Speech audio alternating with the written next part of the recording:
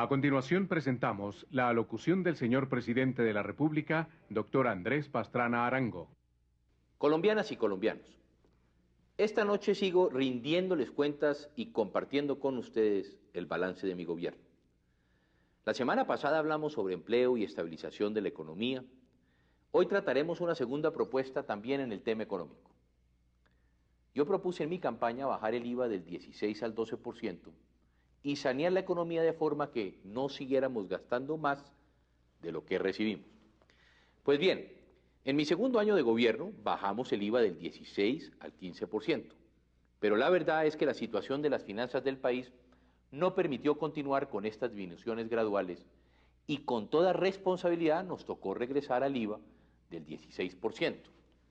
Les soy sincero, habíamos previsto una situación fiscal difícil, pero la realidad que encontramos al llegar al gobierno fue mucho más grave que nuestras expectativas. Por eso, no pudimos bajar el IVA y por el contrario, tuvimos que realizar reformas tributarias para mejorar los ingresos del Estado, es decir, los ingresos para la inversión social en beneficio de los más pobres y para el bienestar de todos los colombianos. A esto se sumaron el terremoto del eje cafetero que demandó una gran cantidad de recursos, más de 1.6 billones de pesos. Los problemas de violencia que requirieron mayor inversión en seguridad y en fortalecimiento de las fuerzas militares y de policía, y la difícil situación del sector financiero que nos obligó a destinar inmensos recursos a evitar una crisis financiera, es decir, a salvar los ahorros y la vivienda de todos los colombianos. Por eso fuimos conscientes desde el primer momento. Así resultara impopular, teníamos que poner la casa en orden mediante dos mecanismos: mejorar los ingresos por un lado y ajustarnos el cinturón en los gastos por el otro. Lo he dicho varias veces, tal vez a mi gobierno no lo recordarán por la popularidad, pero sí por la responsabilidad. ¿Qué hicimos para mejorar los ingresos? Realizamos unas reformas de modernización tributaria encaminadas a evitar la evasión de impuestos y hacer más equitativo su cobro. Gracias a estas, hoy hemos mejorado los ingresos por vía tributaria de la nación, que han pasado de 16.1 billones de pesos en 1999 a 24.8 billones el año pasado. Es decir, en tan solo 2 años crecieron más del 50%. ¿Esto qué significa? Más recursos para poder destinar a la inversión social en la mejoría de la calidad de vida de los sectores más pobres y más necesitados de la población. La lucha frontal contra el contrabando ha sido otro elemento para mejorar los ingresos del Estado que dejaban de llegar por causa del comercio ilegal. Con este esfuerzo desarrollado, el contrabando ha disminuido en cerca de 1.200 millones de dólares y no más. El año pasado se hicieron aprehensiones de mercancías ilegales por valor de 140.000 millones de pesos. Gracias a esto, hemos reducido sustancialmente la compra de cigarrillos, licores o electrodomésticos de contrabando. Veamos, entre 1998 y el 2001, la compra de cigarrillos ilegales bajó del 87 al 8%. La compra de licores ilegales bajó del 90 al 50%. Y la compra de electrodomésticos de contrabando bajó del 60 al 12%.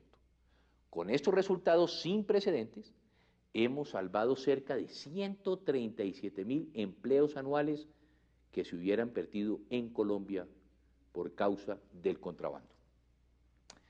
Yo propuse también en este segundo punto de mi programa como candidato reformar el sistema de tributación territorial en los departamentos y en los municipios para hacerlo más moderno, efectivo y equitativo.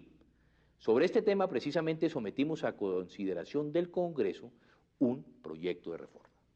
Además, convocamos a una comisión de expertos nacionales y extranjeros llamada Misión del Ingreso, la cual presentará en pocos meses sus conclusiones para mejorar precisamente la estructura de ingresos tanto de la nación como de los territorios.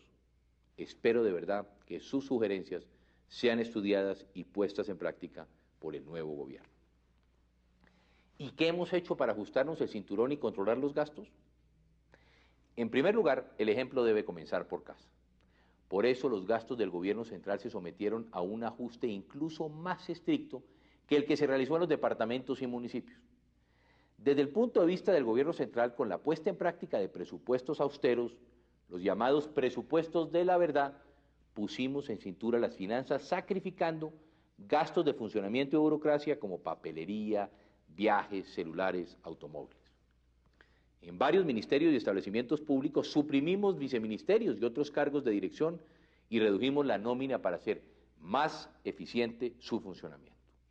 Además, el incremento salarial de todo el sector oficial en los cargos más altos estuvo siempre por debajo del incremento en el sector privado, como una forma de ayudar a controlar el gasto.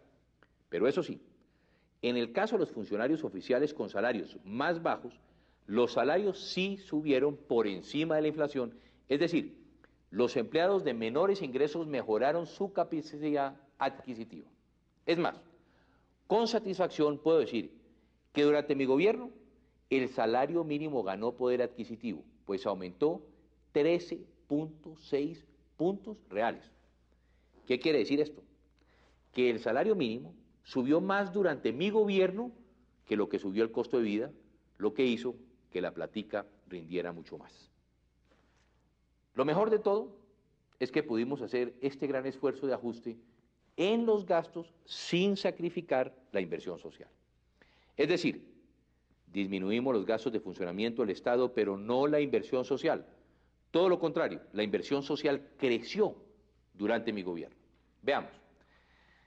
Mientras en 1998 la inversión social representaba un porcentaje del 7.4% del Producto Interno Bruto de la Nación, en el 2001 representó un porcentaje del 8.5%, lo que significa un fundamental incremento en recursos invertidos en salud, educación y otras áreas prioritarias, lo cual es particularmente resaltable, sobre todo si tenemos en cuenta la difícil situación fiscal que hemos tenido que enfrentar en los últimos años.